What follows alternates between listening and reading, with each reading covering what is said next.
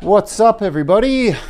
Yanni and I are back. We're just getting into the rhythm of doing these live streams, and we both totally forgot that we were going to do it today. And we meant to do it in the morning, but we ended up doing it after Yanni's workout. So that's how it goes. Which is not a good idea because I am absolutely roasted. Hey, listen, before Rad gets into introducing what we're going to talk about today, I want to ask you all for a favor. We don't do this enough. We are trying to grow this channel to 100,000 subscribers, and it would mean the world to us if you haven't already to subscribe to our channel. It just helps us as a metric. It doesn't actually help the algorithm that much anymore, but what it does do for Rad and I is reinforce that we are doing the right thing. We're producing the type of content that you like, that you appreciate. And it helps me get a silver play button in the shelf back there. Yeah, that's true. Yeah. Which is huge. Are you going to get the play button, are you, if we get it? You can have the silver one. I'll get the gold one then. Oh, no, I'm sure we can get two. I'm sure that we'll be able to ask YouTube for a second one. I don't know why they wouldn't give you a second one, or I'm sure you'd be able to get it made up somewhere. You know, once you've earned it legitimately. Anyway, yes, please subscribe. It means the world to us, and you know, most of the people. It's a vanity metric for us. It makes us know that we're doing the right thing. And the other thing it actually does is it'll increase our channel weight and authority so that we can get good guests in future on the channel. Because if you've got over 100,000, if you've got over 100,000 subscribers, it's easier to reach out to really high profile, you know, more prolific, more expert people and get them on the podcast because it helps with their reach as well, you know. That's right. And people always say you guys deserve so many more subscribers because you produce great content. So help us. Yanni, while I introduce this, can you go and do a post in the forum on the app, please? Okay. For our members, Yep.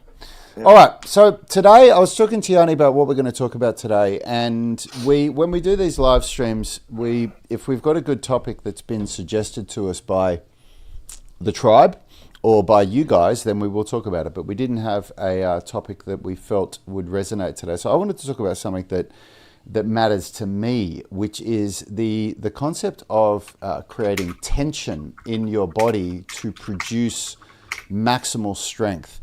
Powerlifters call it irradiation, where you tense up literally every muscle in your body. You know, tension produces power and it makes objects easier to move. And a great way to think about this is if you ever try to drag somebody that's unconscious or that goes limp, I don't know how many unconscious people you're trying to drag, but you know, when you try to move somebody that goes limp, they're very, very hard to move. But if you try to move somebody when they create tension in their body, they're very easy to move. And the same thing happens for you trying to move your own body when you're doing calisthenics or when you're doing weights. So if you're a UMS member, or if you've ever watched any of our tutorials, when you look at our bench press technique, we teach this concept of irradiation through the body where, you know, even though you're doing a bench press, we're creating tension through the entire body, through the legs, through the core, through the shoulders, through everything. Same thing with a deadlift. And it's something that only recently I've realized that I haven't been doing a great job of in my upper body. My background is in Kung Fu. And in Kung Fu, I didn't know that I was learning it, but I was really learning how to create tension through my legs and my core. And when I started doing weightlifting with Yanni had already been lifting weights for about 10 years before me.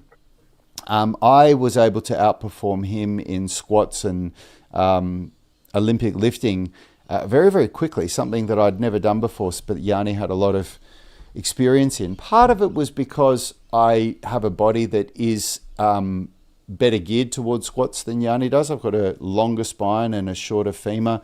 Yanni has a shorter spine and a longer femur, which is not ideal for squatting.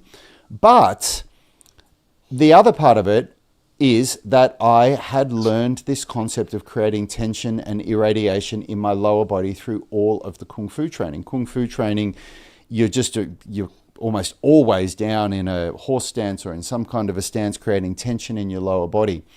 But I didn't learn it at all for my upper body. you don't do, you're not pushing heavy objects with your upper body in Kung Fu, and it was actually all about trying to be relaxed. And I paid the price for it when I switched over to doing calisthenics. When I started, exploring calisthenics and gymnastic skills about 10 years ago when I was 37, I just didn't have the strength, and unbeknownst to my knowledge, didn't have the ability to create tension through my upper body. And I was always just chasing the next progression, the next, move in the progression line with calisthenics. And I suffered the price. I suffered the consequences. I got golfer's elbow, tennis elbow, and slap tears. Any of you guys that watch the content on our channel, you probably know that I've had slap tears. We've become pretty well known for rehabilitating them. And so I spent the next several years basically having to rebuild my body because I just busted it up really badly. And it was just really clear to me that I didn't have the strength in my upper body. Now, part of it was not having the ability to create tension, what I'm about to talk about now. But the biggest part of it that was the standout that I had to address first was I didn't have enough muscle mass in my upper body, and I hadn't created structural balance in my upper body. And so for many, many years now, I've been working on building muscle and creating structural balance. So if you don't know what structural balance is, it's balance between left and right side. So I had a very dominant right arm because I was swinging a sword around all the time. So my right arm was way more developed than my left arm. So that's one pillar of structural balance training. That's not why it was developed more. Yeah, of course it wasn't. The next is balance between pushing and pulling muscles. So I was a lot more developed in my anterior chain, in my anterior shoulders, because we used to do push-ups, but I wasn't doing any pulling movements. So balance between pushing and pulling. The next one was the balance between the inner unit, so the rotator cuff, the scapular stabilizers, and the outer unit of the prime movers like the pecs, deltoids, lats. And then balance between upper and lower body as well, and also balance between strength and flexibility, which for me, I had the opposite to what most people had. I had way more flexibility, but way less strength. So that was a real journey. It's a real rebuild of your body to be able to build muscle and also create structural balance. But this year, for the first time since I've gone through this whole process, I now have much more muscle mass on me. I don't have any injuries that are holding me back. And I have now restarted my pursuit of calisthenics skills. And so I'm working on handstand push-ups and one-arm pull-ups. And Yanni, you've unplugged your camera for some reason there. Yeah, I know. I'm just having a little bit of a technical issue here.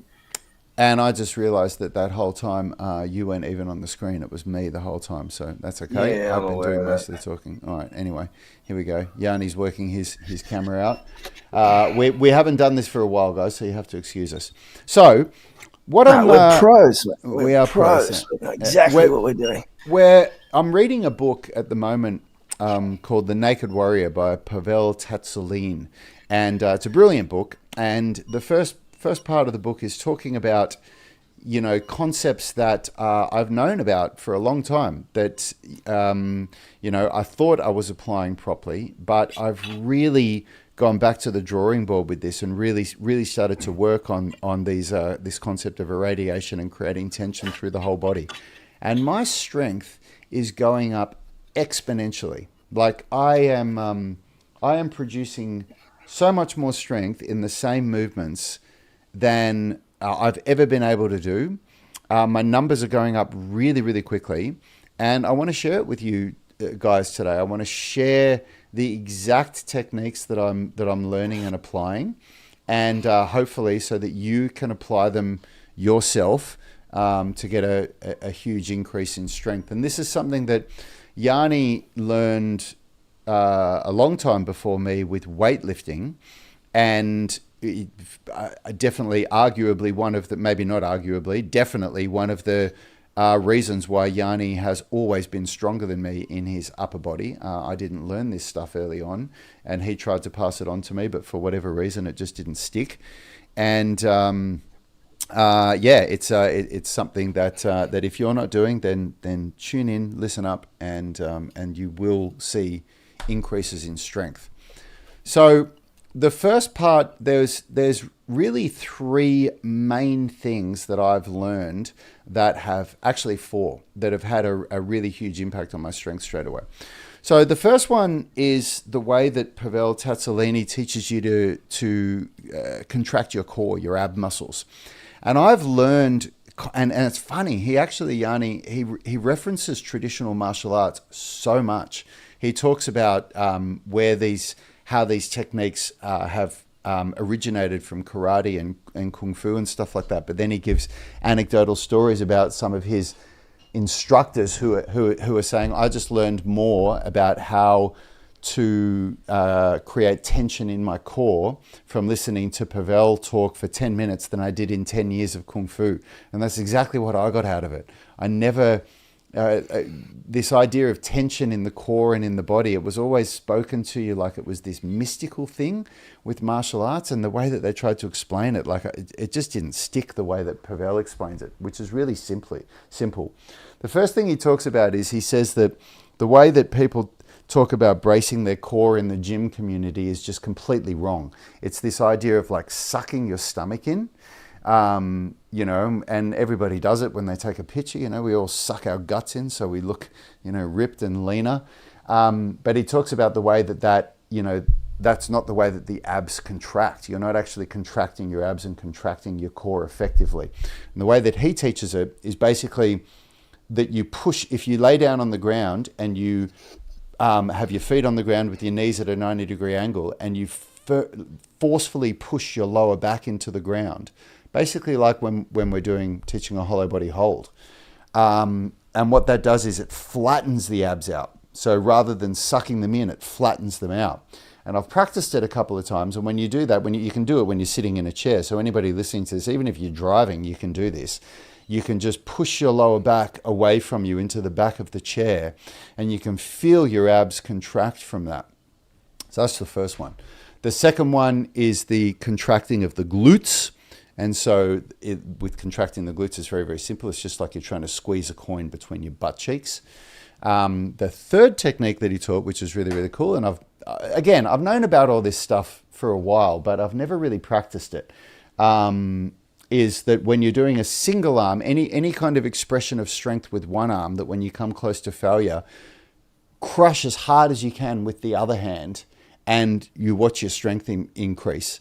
And I have been able to test this. He talks about testing all of these things by grasping a friend's hand or a partner's hand and telling them you're going to do this, obviously, and crushing it as hard as you can, and then doing these techniques with it. And he gets you to do all three of them. But for me, I've been able to do it by testing it with my grip crushing. And when that's a good thing, because I don't think it's a nice thing to say to your partner, hey, I'm going to crush your hand. Your gym partner. Your gym partner. So somebody that's strong. So somebody that's strong and that can handle it, yeah? I didn't think that'd go down well with your wife. No, it wouldn't. It wouldn't. Come here, baby. Give me that gorgeous little hand. It wouldn't. But I have, as I've gone to failure with this, and I feel myself failing, and then I crush this hand, and bang, I finish the rep. It's incredible.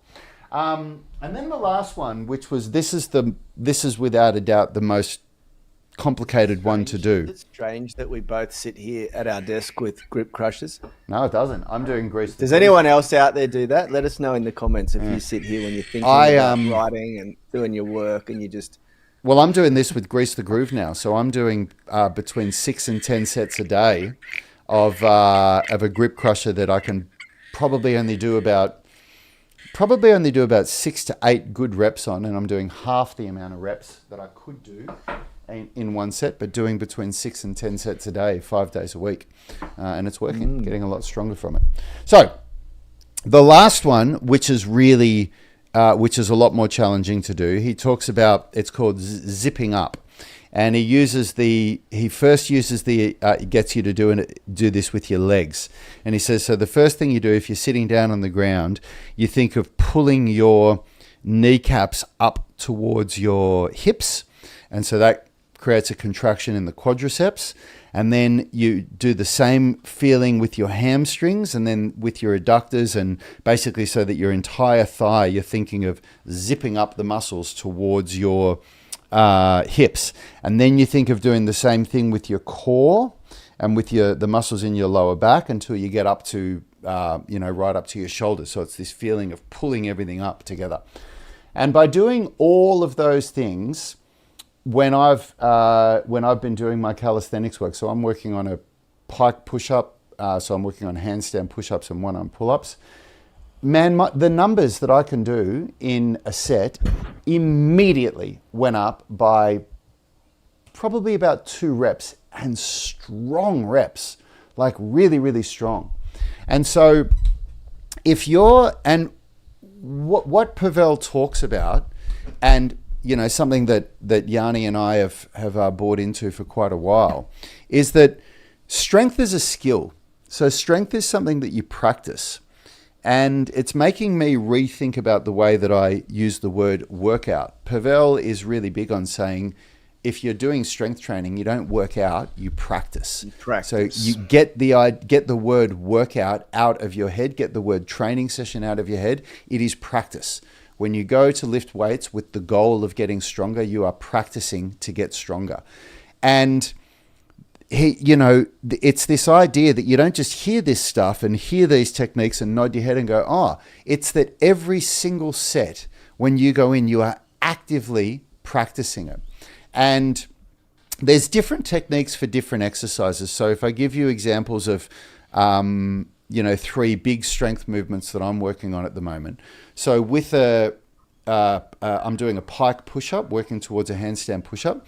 When your hands are on the ground, you grip the ground as hard as you can with your fingers rather than just having your hands flat on the ground. And you try and pull your elbows inward like this. So it's like you're trying to corkscrew your arms. And that creates tension through your whole upper body. Then you're pushing your lower back away from you. You're tensing your butt and you're zipping up your legs, and everything just gets locked in. And if you go down to the ground, if you do exactly what I just said there, if you do a push-up, and if you don't think of creating any of that tension, if you just go down to the ground, pause for a second, and then push up, and then go down to the ground, pause for a second, but then create all that tension. So shoulders down, pulling the elbows in, gripping the ground, pushing the lower back away from you, tensing your butt cheeks and zipping your thighs up. You immediately feel like there's a force pushing you away from the ground. It's incredible what it does.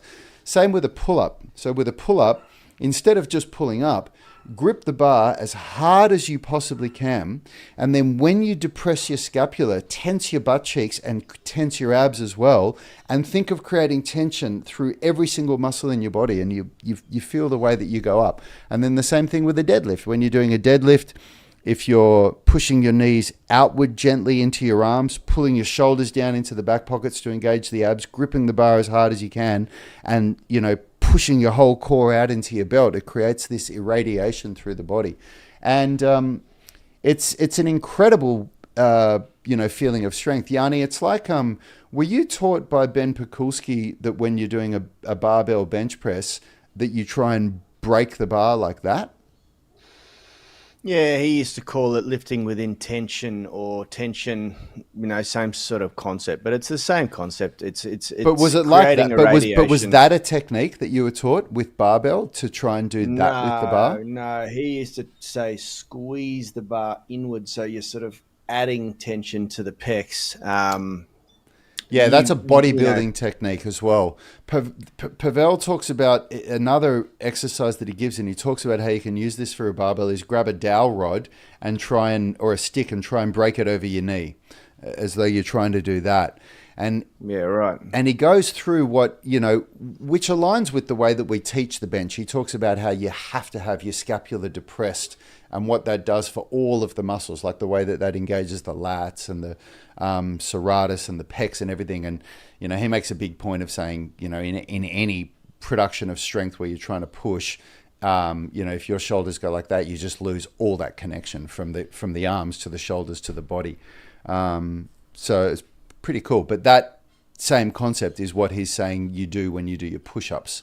It's incredible. It's incredible how these little these little tweaks can, give you so much more strength, isn't it? Yeah, absolutely. I mean, look, it's hard for a beginner to start to get their head around all of this sort of stuff because often they're just trying to lay down a neural pathway for a press. And when you watch someone who's sort of new to exercise, the apparatus is going all over the place, whether it's dumbbells or barbells. Every once in a while I catch someone because I train at a public gym, well, like a big box gym. You see someone sort of new and it's almost painful watching them muck around.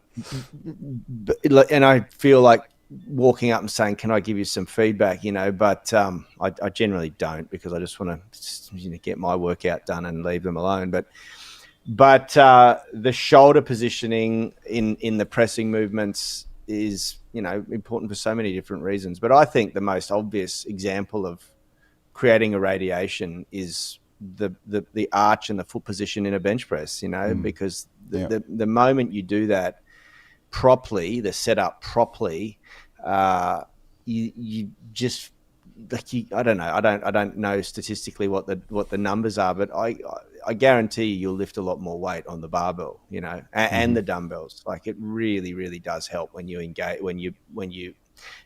from the feet right through the hips, the core, the trunk. And the bodybuilders might argue that it either disperses the muscle motor units too broadly and you don't get enough emphasis on the pecs anymore, or it's cheating and you're now using the lats as well.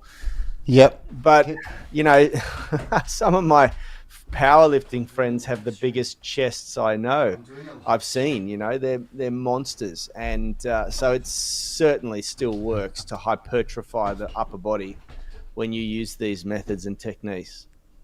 It's not just for powerlifting, Yeah, 100%. It's it's for pure raw strength. It's made me reflect back because when I did my first slap tear, I was doing a calisthenics movement, and I've got footage of myself from doing the same movement from only a couple of weeks before I did the slap tear, and I just had the worst level of tension through my body. There just wasn't tension through my body at all. And I didn't know these concepts back then. I wasn't, I wasn't clued into it. I thought it was all just about the progression. You do this progression until you get to this, because that's, to a degree, that's kind of how martial arts is taught. Here's this move, do this move. When you can do the move well, here's the next move that you do. And it really failed me. It didn't work out. Yeah, well, it's funny. I mean, another good, I guess it makes so much sense because another good example, I've just come back from the gym and I've done an hour of boxing, and if I don't create irradiation when I'm striking a heavy bag, I hurt myself. I hurt my hand. I hurt my shoulder, and it comes so naturally now. But, it's like people always talk to me after I've done boxing because I'm in the middle of the gym and people want to come up and talk to the tough guy who's hitting the bag. And people say, man, you hit so hard or whatever. And it is really because I'm hitting with my whole body. Like it is the whole body that's doing the movement. And when I watch other people that don't really know what they're doing, who don't have that background of combat sports or whatever, like we do, they really are just striking with their arms, and that's the reason why they're just not able to generate any sort of comparable force or power, and if you watch a professional fighter, the way that they move, it's generated from the feet and the hips all the time. And the timing is not just the timing of the strike connecting your opponent at the right time. The timing is about how you tense at the right time to create that irradiation, because you generally can't be loose at the moment of impact. You just don't generate any power. It's interesting. It is. Yeah. Look, it's incredible. It's been. I'm just blown away by how much my strength has increased just from applying these techniques. And you're right, it's, if you're really new to this stuff, it's you're probably not going to get it even when you hear it. There's so much going on, and that's, hindsight's a wonderful thing, right? And like when I reflect back, because when I started doing calisthenics, I thought I was going to be so much better at it because of my ability with martial arts and because of how long I'd been training for, and it just didn't work out that way at all. I really needed to learn how to use my upper body properly. I'd never learned how to produce strength with my upper body. And so, for many years I was learning just basic scapular control and things like that. But if you go back to the start of when I explained how to use these exact techniques that I just explained, if you do that in every single rep of every single set of what you're doing, it's a practice. You won't do it that well at first, but if you keep practicing it and you keep practicing this concept of irradiation, you are going to be able to produce a lot more strength. And I am really excited to see where this takes me, because I've just advanced to a more advanced progression for the handstand push-up, because the version that I was working on just became so easy so quickly as soon as I was able to apply this concept. It's pretty cool. So yeah, good times. Watch this space. Rad's going to get strong finally. Took 47 years, but we got here. That's it. All right, team. Well, thanks so much for tuning in, and we will. You're away next week, are you? Is it next week that you're away? I'm away for 2 weeks in Brazil. I'm back leaving this weekend, is it? Leaving this Friday, flying out this Friday, yeah. But I may be able to jump on. I'm taking my office, so we'll see. We'll see how we go. The time difference. I don't have high hopes for it.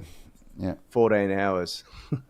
Yeah, I don't have I have to figure out what the time difference is. It might work out well because you like to go early, and I'm never available early. So we'll see how it goes. All right, mate. We'll see you soon, and see you later, everybody. Have a wonderful day. I got my mic working again. Yay! Yeah.